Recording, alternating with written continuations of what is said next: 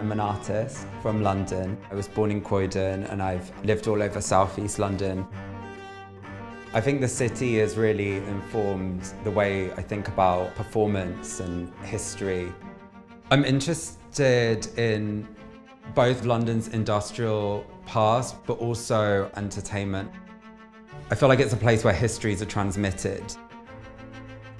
I've often worked with museum mannequins, thinking about how bodies, surrogate bodies, stand-in bodies, exist within displays in stillness, often to animate those histories.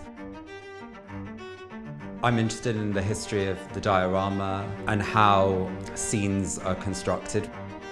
This sculpture is composed of these mannequins from the National Motor Museum, used to illustrate and animate the history of the development of the motor vehicle through many different professions.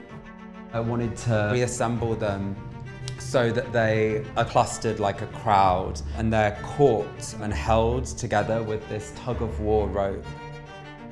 A tug-of-war rope is really interesting because it's a game, but it has a sense of danger about it.